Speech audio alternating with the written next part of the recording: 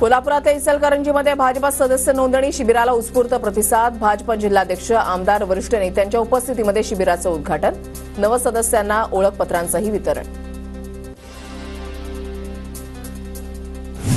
पुण्यातल्या राजगड तालुक्यामध्ये भाजपकडून सदस्य नोंदणी अभियानाला सुरुवात। मेंगाई माता मंदिरामध्ये दर्शन घेत भाजप कार्यकर्त्यांकडून अभियानाला प्रारंभ। जास्तीत जास्त सभासद नोंदणी करण्याच्या तालुका अध्यक्षांच्या सूचना।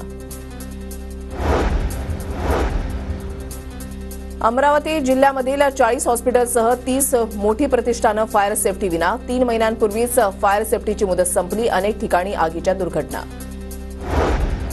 इगतपुरीमध्ये एल्गार कष्टकरी संघटनेच्या महिला कार्यकर्त्यांनी केला गावठी दारूचा अड्डा उद्ध्वस्त। दारूचा अड्डा चालवणाऱ्याच्या सोबत महिलांची बाचाबाची।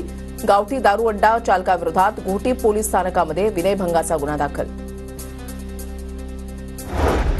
पुण्यामधल्या आळंदीजवळ धानोरे गावामध्ये 3 पिल्लांसह बिबट्याच्या जोडीचा मुक्त संचार। बिबट्यांचा संचार कॅमेऱ्यामध्ये कैद। स्थानिकांना सतर्कतेचं आवाहन।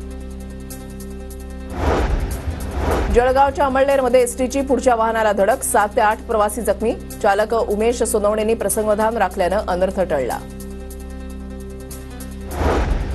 पालघर जिल्ह्यामधील काही भागामध्ये भूकंपाचे सौम्य धक्के। डहाणू, दापचरी, कुर्जे, वंकास, वरखंडा इत्यादी भागामध्ये भूकंपाचे धक्के। नागरिकांमध्ये भीतीचं वातावरण।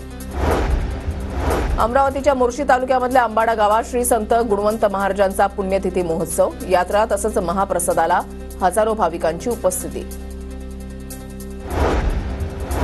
पळशी सुपो इथल्या प्रसिद्ध संत सुपो महाराजांच्या यात्रा महोत्सवाला सुरुवात। यात्रा महोत्सव संपूर्ण पौष महिना चालत असतो। भाविकांची मोठी गर्दी।